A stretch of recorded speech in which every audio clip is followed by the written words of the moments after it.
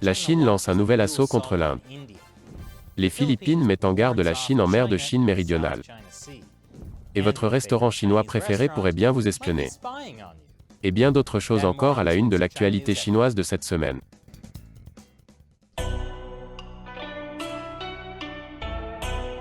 Bienvenue à Chine non censurée, je suis Chris Chappell. Une nouvelle variante du coronavirus se répand comme une traînée de poudre en Inde. Et le Parti communiste chinois en profite pleinement. L'Inde est le plus grand rival régional de la Chine. Le PCC profite de chaque occasion pour saper l'influence de l'Inde dans la région. Et cette nouvelle vague mortelle de coronavirus ne fait pas exception. Vous voyez, pas plus tard que le mois dernier, l'Inde était le plus grand producteur mondial de vaccins contre le coronavirus. Aux grandes dames de la Chine, qui essaie de courtiser le monde avec sa diplomatie du vaccin. Vous savez, amener les gens à voir la Chine comme celle qui les a sauvés du coronavirus. Plutôt que de voir la Chine comme le point de départ de la pandémie. La seule ombre au tableau, les vaccins chinois ne fonctionnent pas si bien. Et c'est ce qu'affirme un haut responsable chinois de la santé. Mais la deuxième vague de Covid-19 en Inde a été si brutale, que l'Inde a arrêté presque toutes les exportations de vaccins. En fait, l'Inde importe désormais des vaccins pour répondre à ses besoins. Et cela a donné une opportunité au Parti communiste chinois. La Chine s'est empressée de combler le vide, alors que l'inquiétude grandit dans les pays, qui étaient dépendants des vaccins fabriqués en Inde. Même si les vaccins chinois ne sont pas très efficaces, beaucoup considèrent que c'est mieux que rien. Le PCC utilise la crise actuelle en Inde d'autres manières également. Une grande compagnie aérienne publique chinoise a suspendu ses vols de fret vers l'Inde. Ces vols étaient nécessaires pour acheminer des fournitures médicales, et les fabricants chinois de fournitures médicales ont augmenté les prix. Aujourd'hui, cette compagnie aérienne d'État chinoise vient de rétracter l'interdiction. Mais elle a envoyé un message clair au gouvernement indien. Vous êtes dépendant de la Chine. Le régime chinois utilise également la crise pour tenter de creuser un fossé entre les États-Unis et l'Inde. Lorsque l'Inde a demandé ce mois-ci aux États-Unis de lever l'interdiction d'exporter des matières premières de vaccins, Washington a semblé traîner les pieds, invoquant la nécessité de vacciner d'abord le peuple américain. Comme vous pouvez l'imaginer, cela ne s'est pas du tout bien passé. Et le Parti communiste chinois a vu l'occasion d'exploiter à son profit un éventuel désaccord entre l'Inde et les États-Unis. Les médias d'État chinois ont rapidement attaqué les États-Unis pour leur égoïsme et leur indifférence. Ils ont suggéré que l'Inde devrait peut-être repenser à ses alliés. Pendant ce temps, les dirigeants chinois ont exprimé à plusieurs reprises leur désir d'aider l'Inde, s'engageant à offrir un soutien et une assistance au mieux de nos capacités, si la partie indienne nous informe de ses besoins spécifiques. Cela intervient bien sûr alors que les États-Unis et l'Inde ont renforcé leur alliance pour contrer la Chine. C'est une partie du Quad, une alliance entre les États-Unis, l'Inde, le Japon et l'Australie, qui a également travaillé pour contrer la diplomatie vaccinale de la Chine. L'Inde, jusqu'à présent, n'a pas accepté l'offre de Pékin.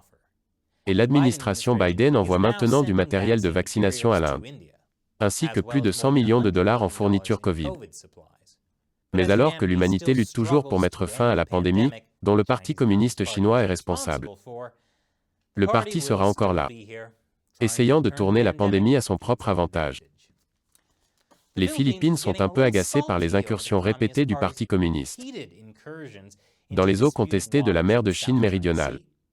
C'est pourquoi les gardes-côtes philippins organisent des exercices maritimes. La Chine, bien sûr, s'en plaint. Mais le ministre de la Défense des Philippines dit à la Chine de se mêler de ses affaires. Le président philippin Rodrigo Duterte a été un peu plus doux. Il a déclaré, bien que les Philippines aient une énorme dette de gratitude envers la Chine pour de nombreuses choses, notamment la gratuité des vaccins Covid-19. Il ne fera aucun compromis sur la souveraineté de son pays en mer de Chine méridionale. Oui, selon Duterte, une partie de leur énorme dette envers la Chine concerne les vaccins chinois contre le coronavirus. Comme je l'ai dit, le Parti communiste tourne toujours le coronavirus à son avantage. Pendant ce temps, des centaines de scientifiques financés par les États-Unis pourraient être compromis par la Chine. Ces scientifiques travaillant dans des universités américaines bénéficient de financements américains, tout en créant des laboratoires en Chine et en étant également financés par la Chine.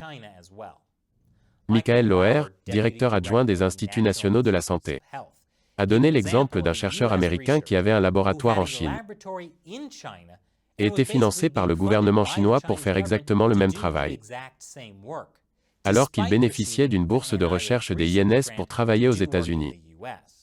À ce propos, des scientifiques américains qui affirmaient qu'il était impossible que le coronavirus provienne d'un laboratoire chinois admettent avoir été des collaborateurs de ce laboratoire. Par exemple, le Dr Joseph Fair, collaborateur scientifique de NBC. Il a dit que l'idée de la fuite du laboratoire était une théorie de la conspiration. Incidemment, le voici en 2013 recevant un prix de l'Institut de virologie de Wuhan. Un autre est le Dr Ian Lipkin. Il a également déclaré dans de nombreux médias que le virus ne provenait pas d'un laboratoire chinois. Ici, il s'exprime à l'Institut de virologie de Wuhan. Pour être clair, ces médecins ont spécifiquement dit qu'ils ne pensaient pas que le coronavirus ait été créé à l'Institut de virologie de Wuhan. Mais il y a de plus en plus de preuves que le coronavirus a pu fuir accidentellement de l'Institut de virologie de Wuhan. C'est donc probablement une mauvaise idée que tant de médecins et de scientifiques américains influents soient si étroitement liés au Parti communiste chinois. Et en parlant de liens étroits avec le Parti communiste chinois, votre restaurant chinois préféré. À venir après la pause. Bon retour parmi nous. Si vous êtes comme moi, vous aimez manger de la fondue chinoise. Quand Shelley, Matt et moi étions à Hong Kong en 2019, un ami nous a emmenés à Haidilao, l'un des plus célèbres restaurants de fondue chinoise de Chine continentale. La nourriture était excellente. C'est probablement la raison pour laquelle Haidilao a tant de succès. Cette chaîne a plus de 900 restaurants dans le monde. En plus, ils font des manucures gratuites. Mais il s'avère que Haidilao réussit aussi à espionner ses clients et son personnel. Selon le Guardian dimanche, un responsable du restaurant fondue chinoise Haidilao à Vancouver a confirmé que plus de 60 caméras de surveillance ont été installées dans le restaurant, à la demande de la société Haidilao basée en Chine continentale, dans le cadre du système de crédit social en Chine. C'est ainsi que les autorités chinoises surveillent les citoyens pour voir s'ils sont politiquement corrects. Le système de crédit social punit ou récompense les gens en fonction de leur capacité à suivre les directives du parti. Et au cas où vous penseriez que ces caméras ne sont là que pour la sécurité, non, elles ne le sont pas. Le directeur de Haidilao a admis que les caméras ont été installées pour punir le personnel s'il n'adhérait pas aux normes de l'entreprise et pour suivre les gens. Et il a dit que les images ont été renvoyées en Chine. Mais il a refusé de dire pourquoi. Seulement que la raison était secrète. D'autres reportages du quotidien hongkongais Apple Daily suggèrent que la surveillance a également lieu à Taïwan. Et, un examen plus attentif de notre propre photo de Hong Kong montre que nous avons été absolument stupides de ne pas nous en apercevoir. Mais je ne suis pas trop inquiet, parce que nous ne pourrons jamais retourner à Hong Kong de toute façon. Il y a 22 ans cette semaine, les pratiquants de Falun Gong se sont rendus à Pékin pour demander au gouvernement leur droit de pratiquer librement leurs croyances. Les médias d'État avaient autrefois promu le Falun Gong, mais en 1999, la situation s'était inversée. Pour résumer, ce type jouait à la lutte pour le pouvoir. Et le Falun Gong était une victime politique commode. Et pourtant, plus de 2 décennies plus tard, des millions de personnes en Chine pratiquent toujours le Falun Gong. Et c'est devenu le plus grand mouvement de désobéissance civile de Chine. C'est aussi l'un des plus grands groupes de protestation contre le Parti communiste en dehors de la Chine. Pour en savoir plus, consultez l'interview récente que nous avons réalisée sur le podcast Chine non scénarisé, avec le directeur exécutif du Centre d'information du Falun Dafa. John Kerry est l'envoyé du président Biden pour le climat en Chine. Et il est revenu de Chine avec de bonnes nouvelles. Il affirme qu'en ce qui concerne le changement climatique, nous pouvons l'inverser. Mais bien sûr, la seule façon d'y parvenir est de travailler avec la Chine. John Kerry a déclaré, « Nous avons d'autres divergences sur les droits de l'homme. Mais ces divergences ne doivent pas faire obstacle à quelque chose d'aussi essentiel que la gestion du climat. » Bien dit. Par exemple, la Chine fabrique la plupart des panneaux solaires du monde.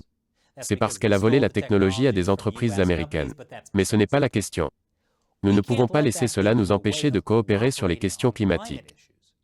Les panneaux solaires peuvent nous aider à passer au vert. Et nous ne pouvons pas laisser les problèmes de droits de l'homme, comme le fait que ces panneaux solaires soient fabriqués par des esclaves ethniques, nous empêcher de nous occuper du climat. Bien sûr, le Parti communiste chinois a une longue histoire de mensonges sur tout et de violer de manière répétée les accords internationaux. Mais il est certain que lorsqu'il s'agit du changement climatique, nous pouvons faire confiance au PCC cette fois-ci, pour certaines raisons. Comme l'a dit John Kerry, j'ai le sentiment que les Chinois savent qu'il y a un avantage à ce que nous soyons tous deux capables de résoudre la crise climatique, car nos citoyens sont profondément affectés par notre incapacité à le faire. Parce que s'il y a un régime autoritaire qui se soucie vraiment de ses citoyens, c'est bien le Parti communiste chinois. Je veux dire, le PCC reconnaît sûrement le bénéfice mutuel de la réduction des émissions de gaz à effet de serre. C'est pourquoi il construit encore un nombre insensé de nouvelles usines de charbon. Chers fonctionnaires américains, si vous pensez que vous pouvez faire confiance au Parti communiste chinois, parce que cette fois-ci ce sera différent, c'est littéralement la définition de la folie. Et maintenant, il est temps de répondre à une question d'un membre de l'armée des 50 cents de Chine non censurée. Des fans qui nous soutiennent et soutiennent nos efforts pour exposer la vérité sur le Parti communiste chinois sur le site de financement participatif Patreon. Charlie Badge demande, si la Chine envahit Taïwan, qu'en est-il des équipements militaires américains qui lui ont été vendus? Taïwan possède-t-il le bombardier F-35? Les Américains sont-ils prêts à protéger cette technologie? Excellente question.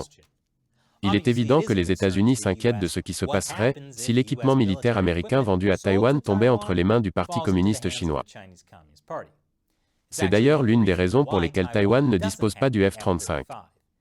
Même sans invasion, la technologie militaire américaine à Taïwan est en danger.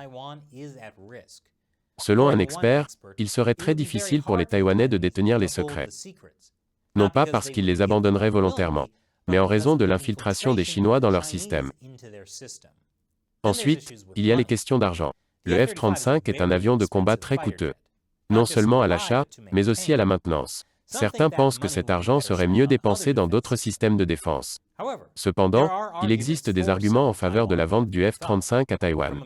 D'un point de vue militaire, les experts disent que le F-35 est parfaitement adapté pour voler à Taïwan.